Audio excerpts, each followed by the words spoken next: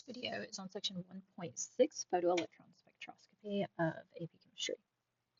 First, I want you to know that spectroscopy is the technique. A spectrometer is the instrument in which we do spectroscopy. Okay?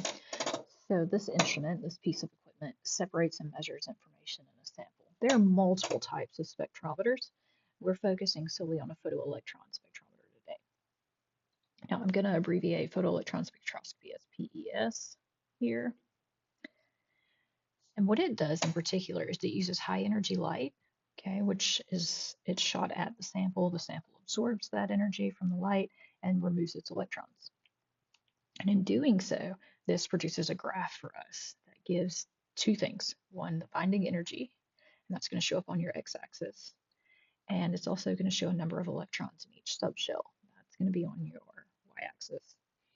Now, a couple of things to note about the binding energy on your x-axis in these diagrams. Notice that it is in backwards numerical order.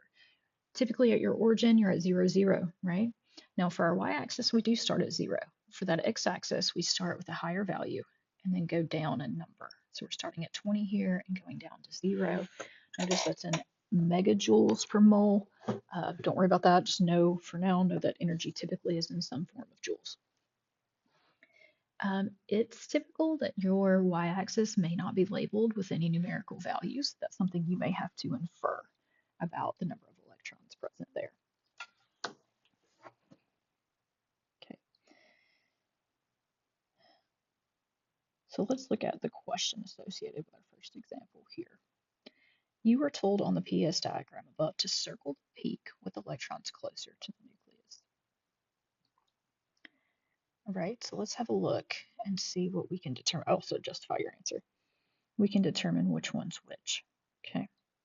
We know that according to Coulomb's law, the attraction between electrons and the positive nucleus increases, right, is greater when there's a lesser distance between them, right? So the lesser the distance, the greater the force. So we can think of binding energy here. I think I defined that for you above. Binding energy is the energy it takes to remove electrons from their orbitals. So you can think of that as how tightly bound, right? The greater the binding energy, the harder it is to remove those electrons, right? The more tightly bound they are to the subshell they're in by that force of attraction between those electrons in the nucleus.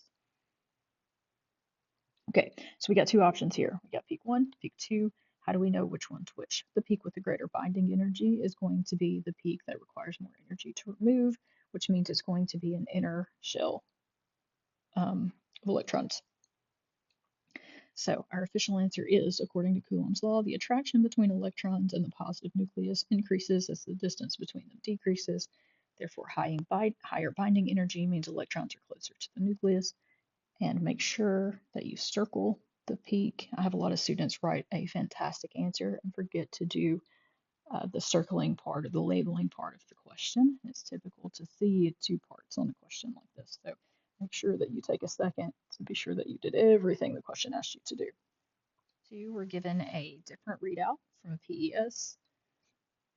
And I want to note that the red information I've written here was not given. Those are things I added into the notes after I've already answered the question. So if we're starting fresh, ignore the red writing for now.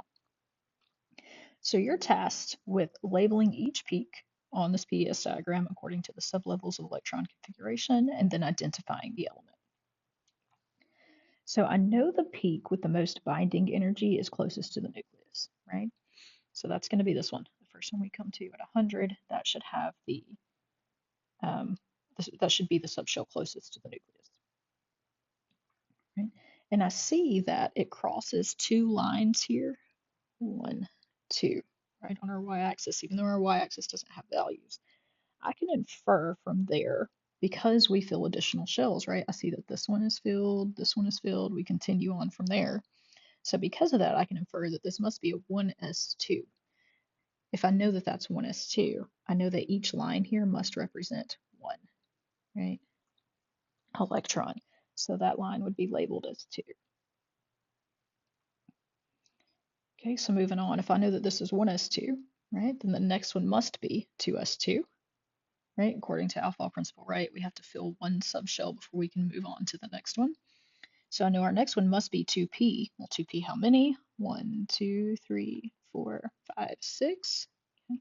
And then I notice we have one more shell, subshell, excuse me. So that one must be 3s. However, this one does not go as high as the 1s2 and 2s2 peaks. It only stops at that first one. So this one must be a 3s1.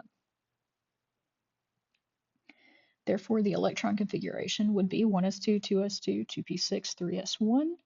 Follow the periodic table to see that sodium is the identity of this element. Now, I want you to be prepared. You should expect to be able to draw a missing peak if one of these peaks were missing on the diagram here. If you knew the identity of the element, it would be feasible for me to ask you to sketch in a missing peak. Example 3, in our last example, we're given some data on binding energies of nitrogen and oxygen, all right, of their 1s electrons. And I just want to explain to you the difference in these and how you would articulate the difference in these two values. Nitrogen and oxygen are right beside each other on the periodic table, right? We have nitrogen and then oxygen. Nitrogen has an atomic number of 7, oxygen has an atomic number of 8. So if we look at those on the periodic table, they're both in the same period on the periodic table, right? They're second period, so second energy level. So that's the same in both. So because they're in the same energy level, we shouldn't see a significant issue in distance, right? So remember, Coulomb's law has two parts, right, that we can use to explain these phenomena. One has to do with distance from the nucleus. The second has to do with the overall charge, right? So in this case, right, distance isn't going to be our answer because they're both in the second energy level. So now we want to focus in on charge. We know that Coulomb's law says the greater the charge, the stronger the force. So because oxygen has 8 protons and nitrogen only has 7, oxygen's going to have a greater nuclear charge. Therefore, it's going to experience a stronger attraction between the nucleus and its 1s electrons as compared to what nitrogen would have. The greater attraction to the nucleus results in a greater binding energy. Right, so make sure you connect that extra piece there. I ran out of room, so I drew an arrow up here. So make sure you give that in your answer. You want to make sure that you use the term binding energy. So the term that's in the table, you need to be sure you use that to relate to your answer. So give them that extra piece, that extra step of connection. And that is all for 1.6.